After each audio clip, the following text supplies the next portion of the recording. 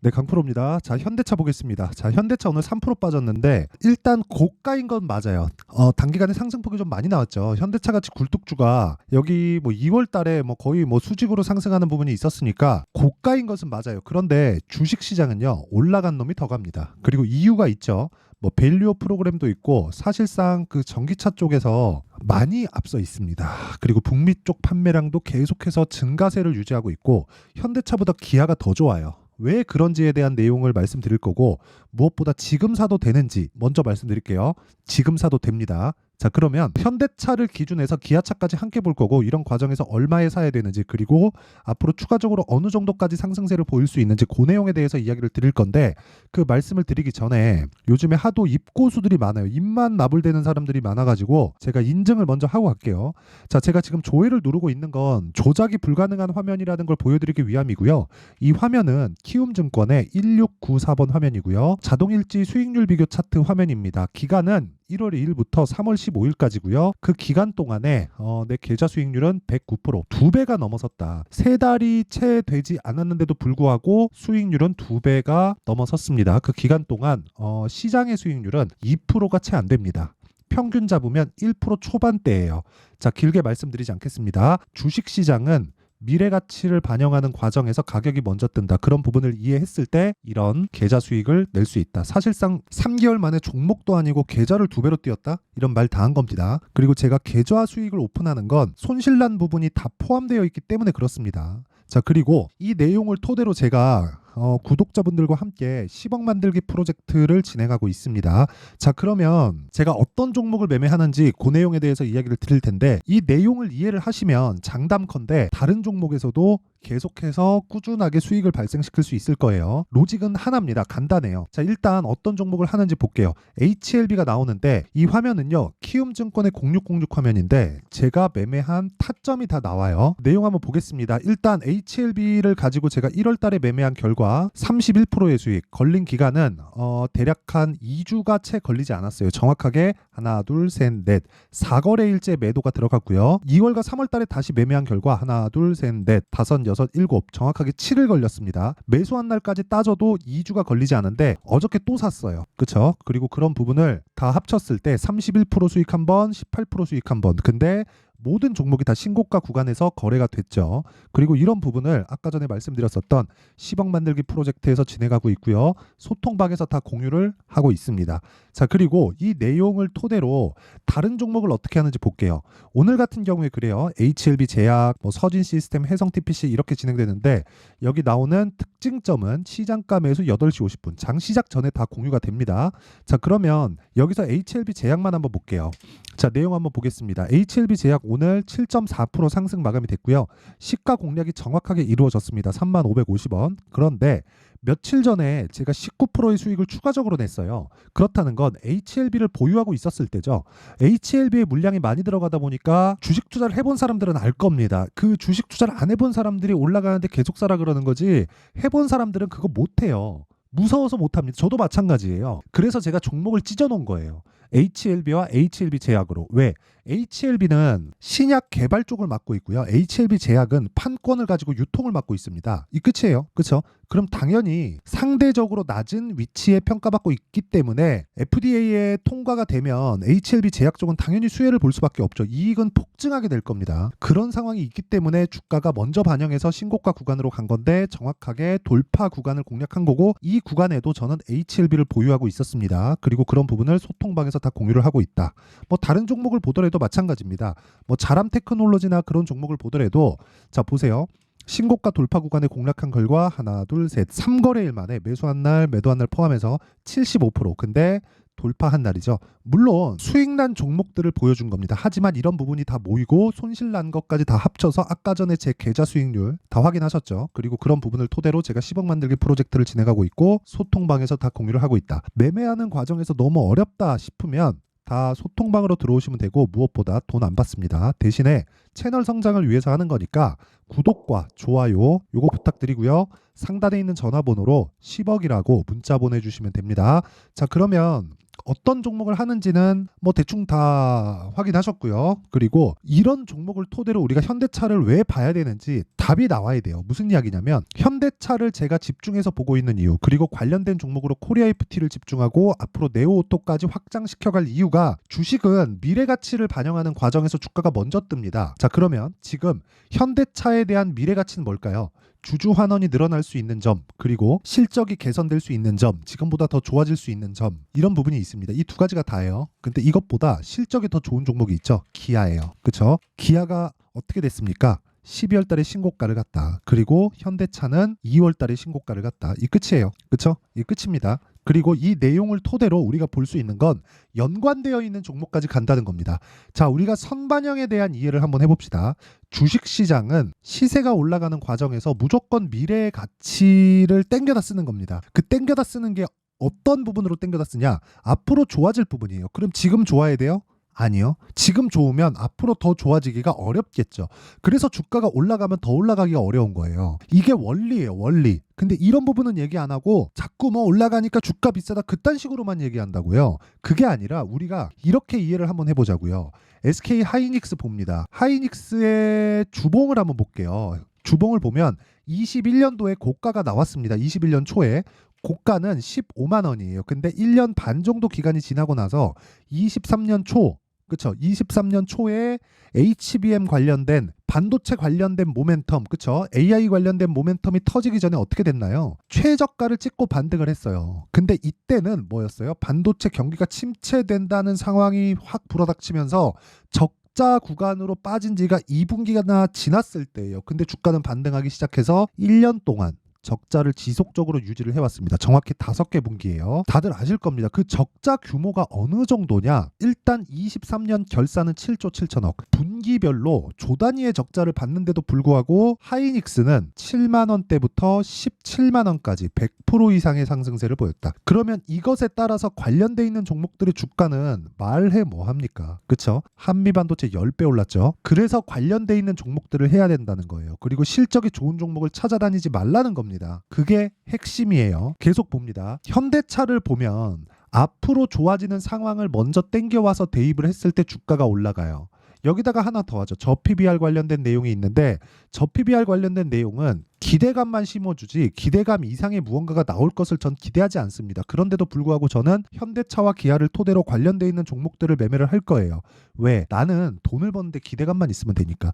결과를 보고 싶은 생각은 없습니다. 그 기업이 잘 되든 말든 솔직한 말로 나하고는 상관이 없어요. 하지만 잘 될 것 같은 내용을 가지고 주가가 올라준다면 투자자 입장에서는 당연히 투자하는 게 맞습니다. 애국심 오케이 다 좋아요. 근데 그것보다 더 중요한 게 내가 잘 돼서 세금 많이 내는 게 좋은 겁니다. 그쵸? 그게 핵심 사항이고, 그리고 무엇보다 저 PBR 관련된 내용으로 인해서 한국 시장이 뭔가 변화를 가져오려면 어떻게 보셔야 되냐면요. 주식 수가 지속적으로 줄어가야 됩니다. 그러려면 오너 개념이 없어져야 돼요. 이 승계 자체가 없어져야 된단 말이죠. 애플이 세계 최고의 기업이죠. 그런데 애플이 승계했나요? 아니요. 팀 쿡이 지금 10년 이상 하고 있죠. 누구한테 물려받았어요? 스티브 잡스. 둘이 가족이에요? 아니에요. 친구도 아닙니다. 그냥 부하 직원이었어요. 얘가 일 잘해서 애플을 키우라고 띄운 거예요. 그런데 스티브 잡스보다 일을 더 잘하더라. 물론 이 창작에 대한 부분은 스티브 잡스를 따라갈 수 없지만 장사는 아주 그냥 끝장났죠. 그래서 지금 애플이 스티브 잡스 사후에도 어떻게 됐습니까? 최근에는 마이크로소프트한테 좀 밀렸어요. 그런데 애플이 시가총액 2위를 굳건히 유지하고 있다. 그렇죠? 엔비디아가 큰 폭으로 상승을 하기는 했지만 이 부분은 단기간에 올라온 부분이기 때문에 변동폭이 좀 클 겁니다. 근데 우리가 여기서 체크하고 확인하고 봐야 되는 부분은 주식수를 줄여갈 수 있겠는가. 그렇죠? 주식수를 줄여요. 그러면 주가가 뛰기 시작해요. 그럼 상속하는데 뭐가 생겨요? 세금을 많이 냅니다. 평가치가 높아지니까 내 자산에 대한, 그렇죠? 지분을 넘겨주는 방식이잖아요. 경영권 승계가. 그러면 이것 자체가 주가를 올리는데 문제를 삼게 만드는 거예요. 그렇죠? 그래서 그런 부분을 구조적으로 해결할 수 있을까? 저는 그게 조금 의문이긴 합니다. 그래서 제가 이야기를 드리는 거예요. 기대감만 있으면 된다고. 그런 정도만 하더라도 주가는 올라요. 그게 제가 하고 싶은 이야기입니다. 결과가 어떻게 나오는지는 오케이 뭐 나와봐야 아는 거 아닙니까? 나와봐야 알아요. 그 나오기 전에 결과가 한국 주식시장의 밸류어 프로그램이 이렇게 나올 거다 해가지고 뭐 바뀐다고 한들 나한테 뭐 와요? 근데 바뀔 것 같을 때 내가 먼저 투입해 있으면 그 구간에서 내가 수익을 발생시킬 수 있잖아요. 그러면 시작점이 언제가 되는 거예요? 확인하는 과정, 즉 신고가 구간이라는 거죠. 그랬을 때 아까 전에 보셨던 제 계좌 수익률, 사실 이게 말이 됩니까? 3개월 동안 종목을 어떻게 운 좋게 하나 잡아가지고 막 2배씩 3배씩 먹은 것도 아니고 계좌의 평균 수익을, 여기 보세요. 손실 난 부분도 있죠. 계좌의 수익, 그냥 계좌의 상승률이 이딴 식으로 나왔다는 건 이거는 더 이상 검증해야 될 필요가 있나요? 계좌 인증을 안 하고 주식에 대해서 짓거린다? 그게 말이 되나요? 그쵸? 그래서 제가 계속해서 이야기를 드리는 겁니다. 주식시장은요, 무조건 미래가치를 반영하고 미래가치를 반영하는 과정에서 내가 가격을 모르면 한두 번 수익 볼 수 있겠는데 그게 지속 가능하지 않습니다. 자, 그럼 답이 나왔죠. 지금 강한 종목이 앞으로도 강하다. 하지만 무한정 강하지 않기 때문에 우리는 한 가지만 체크하면 된다. 고가에 팔라는 생각을 버리고 저가에 살라는 생각도 버리자. 그랬을 때 보유기간을 짧게 가져갈 수 있다. 그럼 지금은 어떤 구간이에요? 확인하는 구간입니다. 그 확인하는 구간에서 우리는 어떤 부분을 확인해야 돼요? 관련주들을 확인해야 돼요. 코리아 FT. 그쵸. 만약에 코리아 FT 오늘 7% 빠졌습니다. 제가 이거 어떻게 매매했는지까지 제가 다 보여드릴게요. 이 구간 매수하고 여기 매도해서 손절 한번 했고요. 2월 달에는 이 구간 매수하고 여기까지 보유해서 대략 한 30% 가까운 수익을 냈습니다. 근데 그 베이스에 있는 게 현대차였다는 거예요. 현대차가 지금 가격을 버텨주고 있는 한 자동차 쪽은 굉장히 큰 폭의 상승세를 보일 수 있을 겁니다. 간단해요. 미래 가치를 반영합니다. 실적을, 가격이 먼저 뜬다는 거죠. 실적보다. 그럼 현대차 기아차가 뜬다. 현대차 기아차의 실적이 좋아질 수 있다. 그러면 현대차 기아차의 실적이 좋아지면서 관련주들, 그쵸, 부품사 벤더들의 실적이 좋아질 수 있다. 그런 부분을 가격이 먼저 반영한다. 끝이에요. 그쵸? 그러기 위해선 타점이 중요하다. 이게 원리예요. 근데 그 타점을 정확하게 어떻게 잡아야 되는지 그 내용은 흔들리잖아요. 가격이 계속. 정확한 타점에 대한 부분, 이런 부분은 흔들리기 때문에 어쩔 수 없이 소통방에서 진행을 할 수밖에 없다. 어떤 특정 가격대를 이탈하면 매수하세요. 이거는 그때 구간에 내가 손실 구간으로 접어드는, 즉 추세가 이탈하는 구간이면 어떡하죠? 그쵸? 그때 가면 판단이 또 달라질 텐데.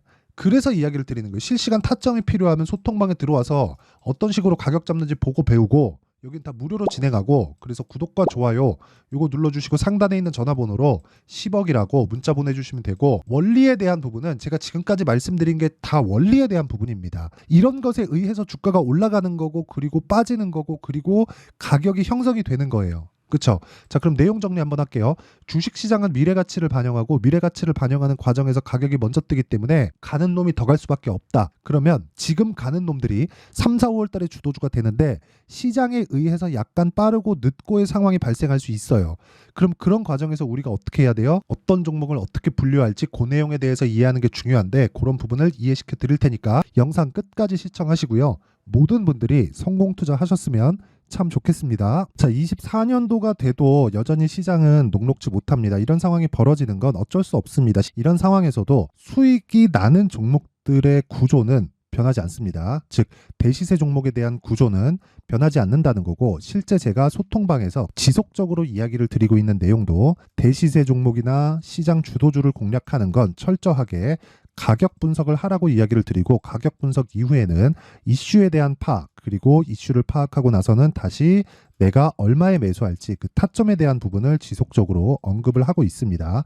자, 근데 생각해 보세요. 1월 달에 시장이 굉장히 어려웠습니다. 어려운 상황에서의 어떤 종목들이 강했냐 보면 반도체와 그리고 바이오입니다. 자, 실제 여기 보면요.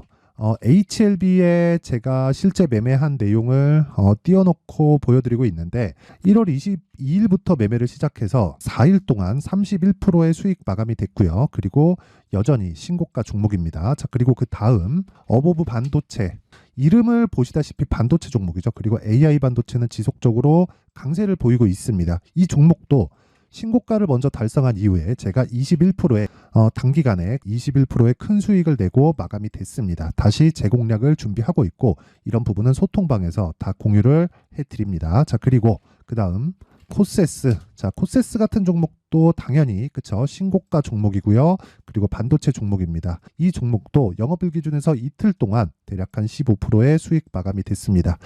내용을 한번 보시면 어떻습니까? HLB를 포함해서 뭐 30%, 20%, 뭐 15% 이런 식의 수익이 지속적으로 발생하고 있는데 이 세 종목 모두 다 신고가 종목이고 1월 달에 시장이 약세를 보이고 있는 구간에서도 강했었던 그런 종목입니다. 특징점이 하나 있는데 그 이슈에 앞서서 가격이 먼저 반영했다는 거죠. 자, 근데 그게 기업 밸류업 프로그램이라고 하죠. 그 종목들도 마찬가지입니다. 오늘은 그 부분에 대해서 이야기를 드릴 텐데 그렇게 제가 가격을 먼저 보고 이슈에 대해서 파악하는 이유는 결과적으로는 큰 시세를 먹기 위한 사전 준비 작업입니다. 실제로 큰 시세를 먹기 위해서 사전 준비 작업을 했을 때 여기 레인보우 로보틱스 127% 그리고 ISC 98% 그리고 한미반도체 97%의 큰 수익을 내는 상황을 만들 수 있습니다. 어떤 식으로 소통방에서 진행됐는지 그쵸? 그 상황을 제가 이야기를 드린 건데 이런 상황도요 당연히 신고가를 공략했을 때 가능한 겁니다. 자, 그러면 이번에도 마찬가지입니다. 그쵸? 정부 주도의 코리아 디스카운트 해소 방안이 2월 달에 발표를 하고요. 그리고 2월 달에 발표된 내용을 토대로 주가가 움직이는 게 아니라 이미 움직인 내용이 있죠. 실제 이 내용은 크게 중요한 게 아니라는 겁니다. 실제 움직인 내용을 보면 자, 기아차입니다. 실제로 12월 달에 신고가를 만들어 놓고 정부에서 입김을 불어 넣으니까 순식간에 기아차를 포함해서 현대차 같은 거대 기업들의 주가가 2주도 채 되지 않아서 40% 정도의 큰 시세를 냅니다. 자, 그러면 우리는 어떤 종목을 봐야 될까요? 이슈를 파악해야 되는 것도 맞지만 철저하게 가격에 맞춰서 매매를 해야 되는 게 당연히 중요합니다. 정부가 주도하는 정책 방향이 있겠죠. 그 방향에 맞춰서 우리가 종목을 찾을 필요가 있다. 자, 그러면 답이 나왔습니다. 정부가 주도하는 방향에 맞춰서 제2의 기아차를 찾는 게 지금은 중요하다. 근데 정부 정책의 방향에 맞게 가자. 그랬을 때 앞서서 제가 보여드렸었던 내용인 여기 레인보우 로보틱스 127% 그리고 ISC 98% 그리고 한미반도체 97%와 같은 수익을 낼 수 있습니다. 물론 시간에 대한 부분은 최소 2주의 시간이 필요하고요. 그리고 최장 3개월 안에 끝내야 됩니다. 자, 기아차의 시세를 보셨던 것과 같이 2월 달에 정부 정책의 방향이 결정되고요. 바로 3월 달이면 시행입니다. 자, 그러면 우리는 거기에 맞춰서 당연히 종목을 찾아야 되고 제가 제2의 기아차를 찾아놨습니다. 제가 아까 전에 소통방에서 이야기를 드렸었던 내용 다 공개를 해드렸는데 그 내용처럼 종목만 받고 싶다 하시는 분들은요. 상단에 있는 제 전화번호로 대시세, 자, 대시세라고 문자를 보내주시면 정부 정책의 방향에 맞는 종목을 모든 분들에게 무료로 공개를 해드리도록 하겠습니다. 자, 제가 원하는 건 채널 성장이 목적입니다. 자, 그래서 구독과 좋아요 꼭 좀 부탁드리고요. 모든 분들이 정부 정책에 맞는 방향으로 매매를 이어가서 큰 수익 보셨으면 좋겠습니다.